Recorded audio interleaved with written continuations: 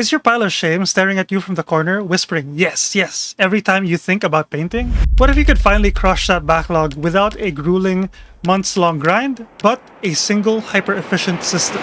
Now, in this video, I'm challenging myself to paint a 1000-point Skaven list using the Skaven Tide box and an extra set of rat ogres I purchased online. By creating a batch painting system I can use to get rid of this backlog. And we'll get this horde tabletop ready in a fraction of the time. I'll be documenting my process, thoughts, and progress during the day, and finally showing if I made it or not. Now, I could paint this army using my usual method, but let's be real, 52 models including 40 clan rats, 6 ogres, 3 Jezzails, 2 characters, and a proxy doom wheel is a guaranteed recipe for burnout, even with the chunkier models reducing the model count. So I was faced with the choice. Let this box haunt me forever, or develop a system that could actually conquer my backlog. I chose to fight back, and I'm using the Skaven army as the ultimate test case. So here's the battle plan. To efficiently batch paint this army, I'm focusing on 2 key strategies. First, I'm locking down my color scheme up front by gathering art references. Everything from Twitch from League of Legends and to the surprisingly perfect bathroom interior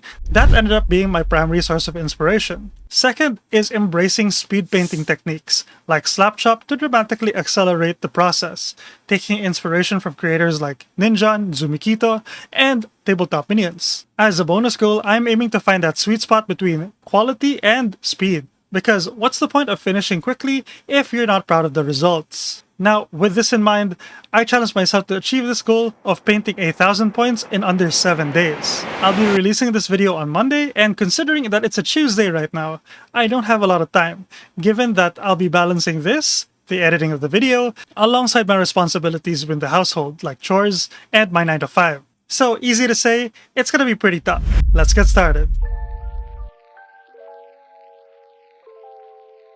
Alright, I set myself up for success. I knew all the painting had to happen before I even picked the paint or brush up. The goal is to eliminate any uncertainty or decision-making delays tomorrow, so let's break down the game plan. Step 1 is cracking the color code. First, I deconstructed my reference image into a concrete paint scheme, and here's the breakdown. The main color I want to be using for the bigger parts, like the robes, will be turtle green. All the warm coppery metals will be in nightshade gold. For the skin, I'm going to a darker skin tone using Wonder Skin, which is this dark yellowish brown. And for the rest of the bare metals, I'll be using tarnished silver. And finally, all the leathery bits like belts and wood will be base coated with Morpher wood and golden brown. Now that we have the colors broken down, it's time for some slap chop. Every slap chop method requires a zenithal prime, but instead of using the classic black and white, I'm switching it up. I'm using a red violet from below as my shadow color, and then dry brushed with a pale yellow. So the color theory here is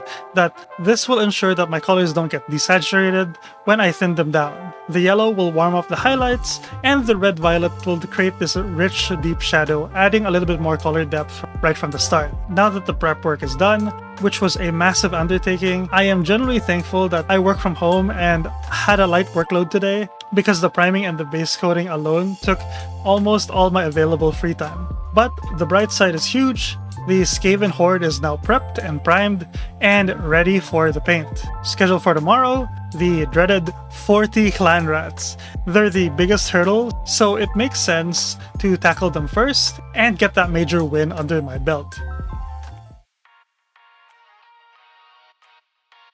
You know the famous Mark Twain quote, "If your job is to eat a frog, it's best to do it first thing in the morning." Well, today my frogs were 40 clan rats. I started the day strong, full of momentum, with a small test batch. The plan was working perfectly. The dry brushed yellow zenithal was popping, the colors were coming together, and then I got sidetracked. Ambition kicked in.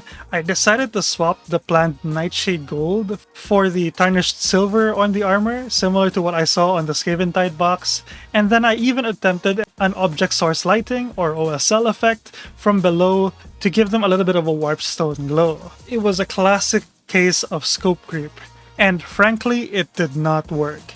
For the volume of models I needed to paint, the intricate detail was never going to be feasible, and the result was a bunch of test models with the zenithal highlight ruined by thick, bright layers of green and silver. This mistake cost me precious time, but there was no use crying over spilled milk. I took a breath, salvaged what I can, and committed to the original plan. And you know what? Once I got back on track and powered through the next 20 clan rats, the results were honestly gorgeous. The yellow zenithal is doing the heavy lifting, making the skin and the robes vibrant with minimal effort. Are they perfect? No. I still need to pick out the faces and finalize the details like the belts on the second half, but for the time invested, they look fantastic.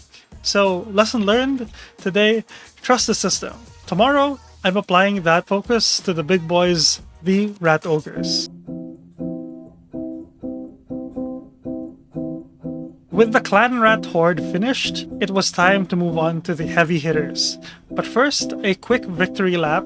I made a last-minute decision to hit their tails with Magic Magenta Power Paint. I was a little doubtful, but it's a huge upgrade, adding a gorgeous splash of color that's much more interesting than the plain underpainting. Then I got my favorite part of the entire project, the rat ogres. I gave them the same yellow dry brush treatment, but immediately realized I needed to decide on the fur color. So I adjusted the formula, layering Colossal Gray over the top of the furry parts. It's a more translucent, bluish gray that lets the warm yellow highlight shine through beautifully, creating a really dynamic textured look. It's a bluish gray that lets the warm yellow highlights shine through beautifully, creating a really dynamic textured look from the dry brush. From there, it was back to the plan.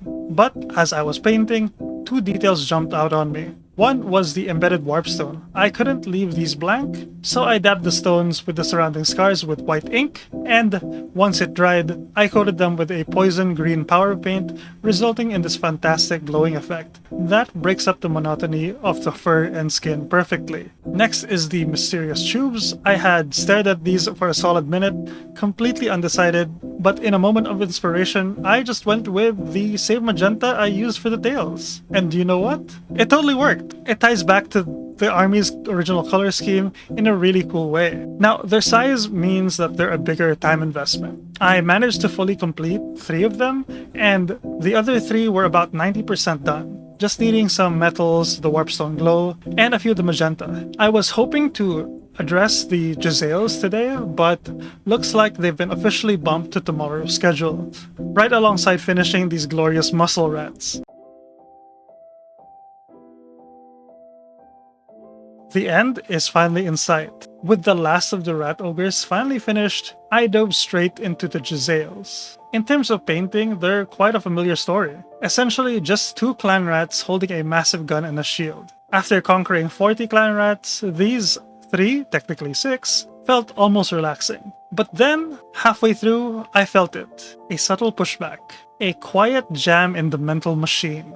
That unmistakable signal of creative fatigue was setting in. This was a critical moment. I was committed to the challenge, but I'm even more committed to promoting sustainable hobby habits. Forcing through burnout is how projects die permanently, so I had made the conscious decision to pause. I took a short walk to the grocery store, grabbed a snack, and cleared my head.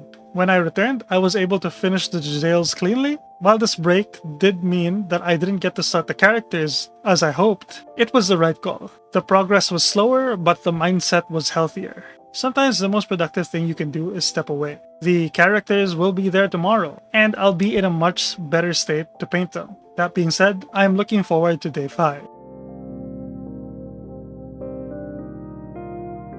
Okay, we've hit a critical point. If this were just a painting challenge, we'd be fine. But the reality of also having to script, record, and edit this video has officially arrived, and it's forcing me to split my already limited free time. So today became an exercise in strategic thinking. I had to divide my day between starting and, more importantly, finishing the 2 remaining characters, and laying the groundwork for this video.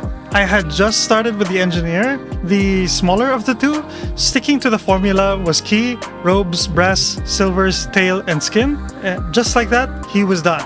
A small, clean win, but the fatigue from yesterday was still lingering. And with a heavy workday on top, the momentum is a little hard to find. I shifted gears to video production, blocking out the script, organizing the footage. I recorded all my VTuber A-roll and made a list of the B-roll I was still missing and I anticipated for the future days. In a brief window between Edits. I started the Gracier, more robes, more magenta. For his horns, I tried a little bit of this Bone Claw power paint. It didn't land perfectly, but right now perfection is the enemy of progress. I can't really fuss over it. I pushed through picking out the staff and fine metals. The result? Characters are done, but the cost was high. I'm significantly behind schedule as I hoped. I hope to start the Warp Blaster, which is the final boss of the project, and with crucial B-rolls still missing, the success of this entire challenge is starting to look grim. It's all down to the final day. This is it, the final day. The pressure is on, and the to-do list is daunting. The bulk of the video edit, all the remaining shooting, the massive rattling Warp Blaster, and the part I always dread, painting all the bases. But to complete the challenge, there was only one way out, and that was to lock in. Okay, so I barely managed to record this segment, by the way. I got to work swallowing that frog that was the Warp Blaster, and after a few grueling hours of focused brushwork, I did it. The last model was painted. That finally freed up my time to dive into the video editing and shooting the missing B-roll. But those bases were still staring at me, so I decided to cheat. So you know how old Warhammer Fantasy armies had this iconic bright goblin green bases? We're doing that, but with a modern earthy color, which is snakebite leather. And to speed it up to ludicrous levels, I brought my secret weapon, the airbrush. Nothing fancy, this is just a cheap airbrush with a cheap compressor, a quick hit of white ink on the rocks, then a blanket of snakebite leather all over the dirt. Then done. Just like that. I can finally breathe a sigh of relief. The army is complete.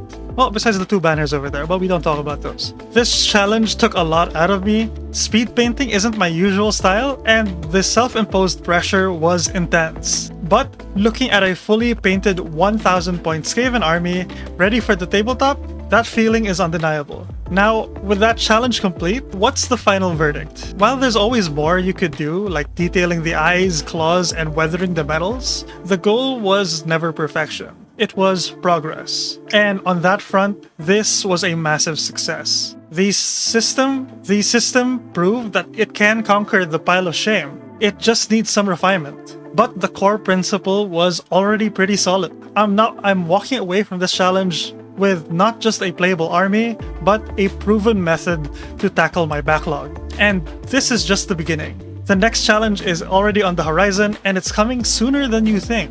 But that's it for now. My name is Jessica, and I talk about miniatures every day. Whew! Man, that was tiring.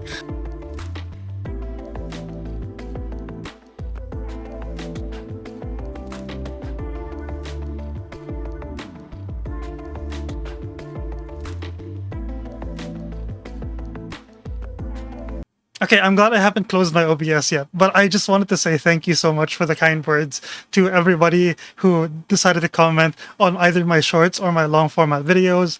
I know there's been some mean comments in there, but you guys have far outweighed those, and I really thank you guys so much for helping me stay motivated in when I'm painting these miniatures. And I hope you guys have a wonderful day because you guys have definitely made mine.